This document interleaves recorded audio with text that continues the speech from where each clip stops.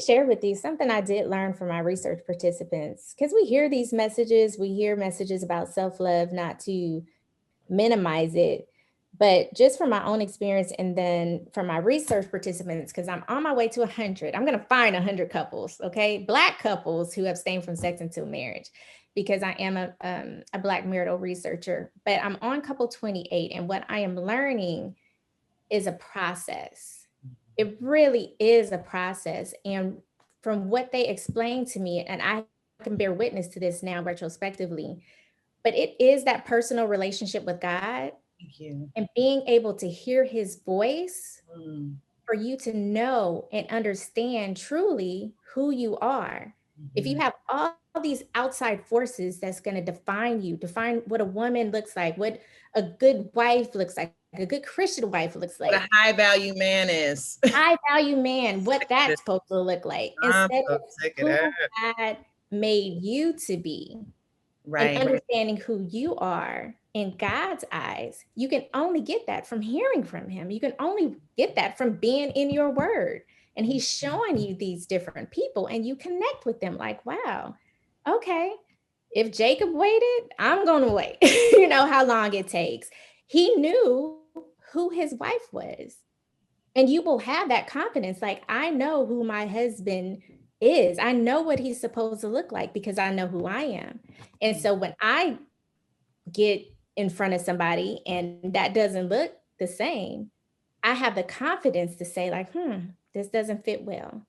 I know I'm supposed to have more children. He doesn't want more kids. I don't care what he looks like on paper. He is very adamant. I do not want any more children, but God showed me my son's face. Mm. So this doesn't make sense, Mhm. right? Mhm. Two children, two baby daddies at the time. I'm not afraid to share that. But Amen. I was asking God, like, restore these past relationships. I know you have something better for me, and I know you have something better for my daughters. And he started showing me and revealing me what this looks like. And so But speak until to we that. know those To the things, fact that certain women have already had children outside of marriage. They've already been on that journey. And sometimes that voice of low self esteem, that voice of unworthiness, that voice of the accuser, who yeah. is Satan, will make us feel like because we've already had children, or we Mm. have, like you said, multiple fathers of our children, that then we're not worthy of having a man who chooses us. Because I am sure you and your daughters have been an incredible blessing to your husband. Oh, It's a blessing to a man who finds you. You know, if you're a woman yeah, of God, his life is only elevated by that. So speak to those women who may feel like, because you had to go through that process, right?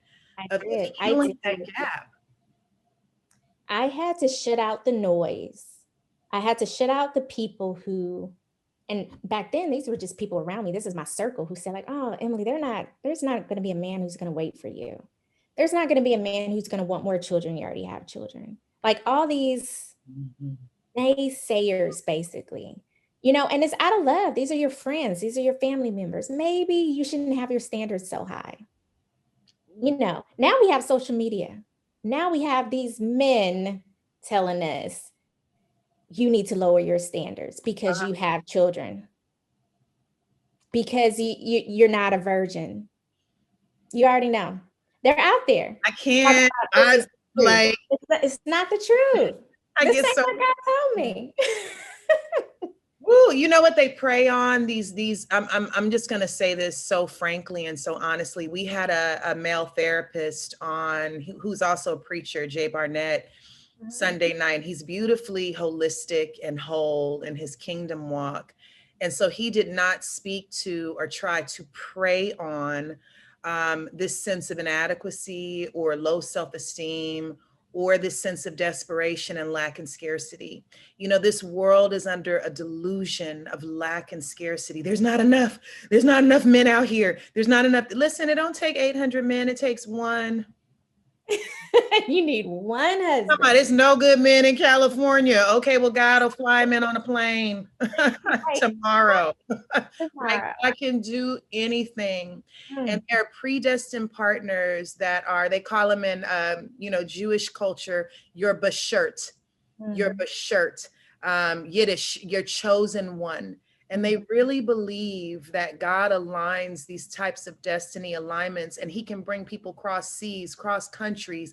It does not matter. Who is my trust in? Yeah. Who is my trust in? If there is any messaging that is making you feel lower than or less than, or like there's something wrong with you, please cancel it out. Is not the way the voice of the Lord speaks. God takes us from glory to glory. God reveals more and more beauty and more purpose through us as we're surrendered to him. And so Esther had to wait an entire year to be purified, to be positioned. And she was in competition with what, probably 1,000 concubines. Talk And about it it. didn't say she had to send 5 texts that said this. It didn't say she had to, get her body a certain way. She did, because God is practical. And he knows that, beauty is a part of our process, whatever that is. But the Bible says, and the king saw Esther and knew. Yeah. She didn't have to convince him.